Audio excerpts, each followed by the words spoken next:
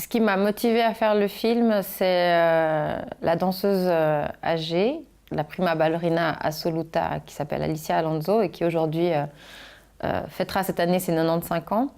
Et un point précis de sa carrière m'a touchée, c'est ce que j'appellerais un peu sa métaphore d'oiseau du phénix, puisque en tant que grande danseuse étoile, elle a eu un décollement de la rétine et on lui a dit « il faut que vous arrêtiez de danser parce que si vous allez continuer à danser, vous allez devenir aveugle ». Et elle a décidé de refuser ce signe du destin.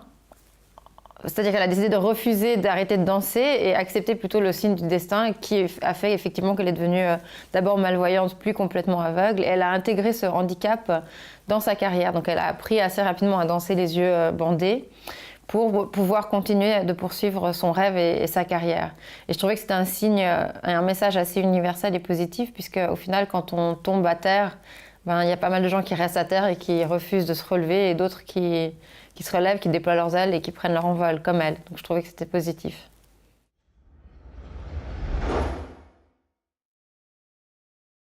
Mon implication sur ce film consiste à 3 ans de ma vie que j'ai dédié à ce sujet. Donc on a fait 3 séjours sur 1 an et demi à Cuba.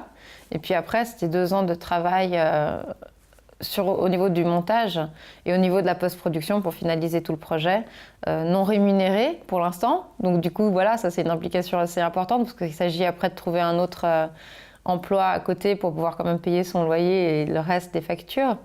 Et mon implication, c'était aussi le fait de vouloir mettre à jour un sport aussi élitiste que celui qu'est le ballet et est devenu aussi populaire qu'il l'est à Cuba aujourd'hui.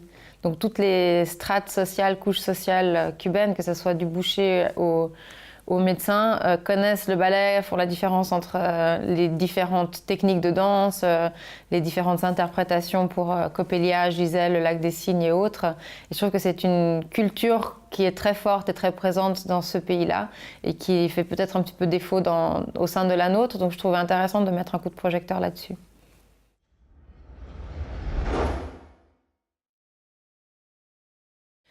Pour tourner ce film, on a séjourné 2 fois à Cuba. 3 fois. 1 fois sans caméra, donc ça compte pas vraiment, et 2 fois avec la caméra. On a filmé et mis en scène les gens de manière très confuse et rapide parce qu'on avait peu de temps et l'idée c'était de faire des repérages, d'amener ces images de repérage, d'écrire des dossiers et puis une fois l'argent reçu, pouvoir partir faire le vrai tournage. Sauf qu'on n'a jamais reçu vraiment cet argent, donc on a finalement dû monter les images sur base du repérage qu'on avait fait, des 2 repérages qu'on avait fait. Donc tout le travail c'est aussi fait lors du montage. Ça nous a pris plus ou moins 1 an pour réaliser le film. Et c'est sur cette base de montage qu'on a décidé de se concentrer sur que 3 personnes, donc un portrait croisé de 3 femmes. On a réussi à distiller pas mal d'informations au niveau de l'image qui ne sont pas forcément dites. Il n'y a pas de voix off, donc ça c'était aussi un choix formel d'éviter ce moyen de transmettre une information. Et du coup, on a opté pour les silences, pour que les images puissent parler d'elles-mêmes et qu'elles puissent transmettre un message qui n'a pas besoin d'être dit au final. Donc c'était un peu cette approche-là qu'on a essayé de cibler.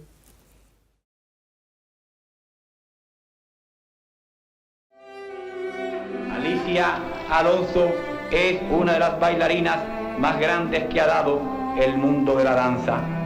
Esto por sí solo sería suficiente para llenar de orgullo a nuestro pueblo.